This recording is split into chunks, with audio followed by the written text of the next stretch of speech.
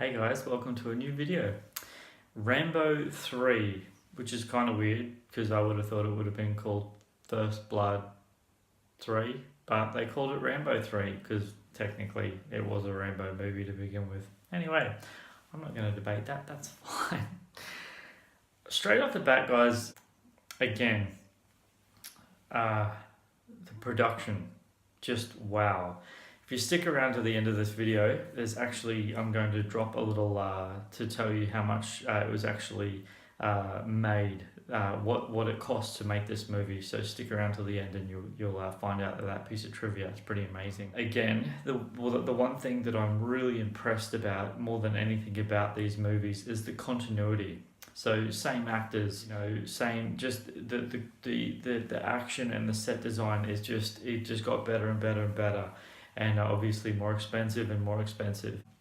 As soon as I saw Sylvester Stallone Rambo in this movie, straight away I knew, one, he must have had an extreme tight diet and a really, really heavy exercise regime, because I could tell from the first movie to this movie, his size, I mean, I would say he tripled in physique, because he was just, the second he came on set, I was like, that's incredible. Obviously, yes, this is starring Sylvester Stallone. Yeah. All the other characters that came with the first one came with this one as well, which I thought was absolutely incredible.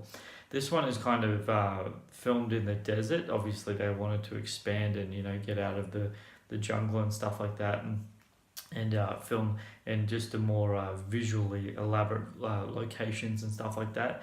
And I tell you guys, wow, talk about elaborate, like just visually stunning, absolutely stunning locations, and just the set designs, and just the amount of money that went into this one is absolutely incredible. Really, really incredible. So the director of this film is Peter McDowell, I think that his name was, and which it was actually kind of hard to find a photo of him, which is this one here that I'm about to show up. So that's a photo of him there. I think that this film was literally, again, from First Blood Part 2 to Rambo 3, the storyline has literally just flowed from the first one, and that's one thing that I really, really love about these films. I love when they keep the flow of the same film going and going and going, and the continuity is the same. I have a lot of value and respect for trilogies, and especially quadrilogies, I guess you could call it, which is obviously the fourth one, and hopefully I'll get a chance to watch that tonight, if not tomorrow morning.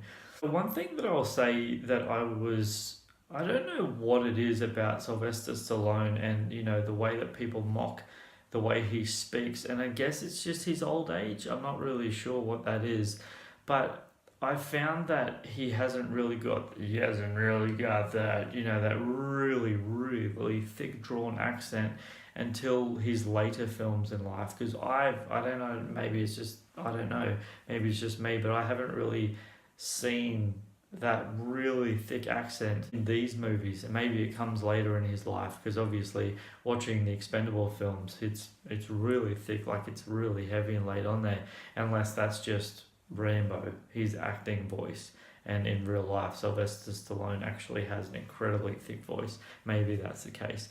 Anyway, guys, I 100% recommend this movie. I recommend watching this trilogy, actually. If you're going to do it, watch it from the beginning. Sit down and just relax and take it all in, and watch them one at a time. This movie this movie was a little bit longer than the last two films.